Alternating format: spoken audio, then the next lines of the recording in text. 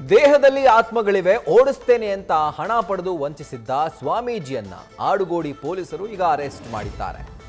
ನಿನ್ನ ದೇಹದಲ್ಲಿ 15 ಆತ್ಮಗಳಿದ್ದಾವೆ, ಅವುಗಳನ್ನು ಓಡಿಸ್ತೇನೆ ಅಂತ ಮಹಿಳೆಗೆ ಈ ಕಿರಾತಕ ನಕಲಿ ಸ್ವಾಮೀಜಿ ಕತೆ ಕಟ್ಟಿದ್ದಾನೆ. ಅಲ್ಲದೆ ಆರೋಗ್ಯ ಸಮಸ್ಯೆ ಸರಿ ಹೋಗುತ್ತೆ ಅಂತ ಕೂಡ ಈ ರೀತಿಯಾಗಿ ಹೇಳಿ ಹಂತ ಹಂತವಾಗಿ 5 ಲಕ್ಷ ರೂಪಾಯಿ ಹಣವನ್ನು ಪಡೆದು ಕೊನೆಗೆ ಎಸ್ಕೇಪ್ ಆಗಿದ್ದ.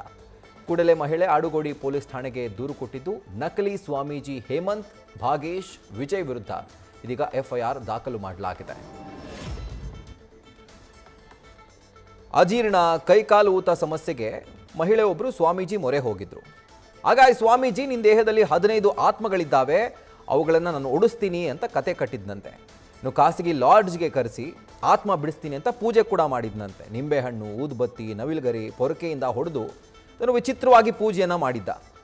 ಆರೋಗ್ಯ ಸಮಸ್ಯೆ ಸರಿ ಹೋಗುತ್ತೆ, ನೀನು ಆರಾಮಾಗಿ ಹೋಗ್ಬಾ ಅಂತ ಹೇಳಿ ಹಣ ಕೂಡ ಪೀಕಿದ್ದ.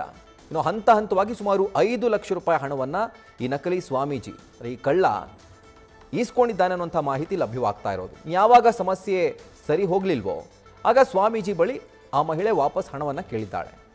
ಆಗ ಹಣವನ್ನು ಕೊಡದೆ ಬ್ಲಾಕ್ ಮಾಡಿದ್ದಾನೆ ನಂಬರ್ನ, ಜೊತೆಗೆ ಎಸ್ಕೇಪ್ ಕೂಡ ಆಗಿದ್ದಾನೆ. ಸದ್ಯಕ್ಕೆ ಈತನ ಜೊತೆ ಇದ್ದಂಥವರ ವಿರುದ್ಧ ಕೂಡ ಇವನು ಸೇರಿಸಿ ಈಗ ಎಫ್ಐಆರ್ ದಾಖಲಾಗಿದೆ.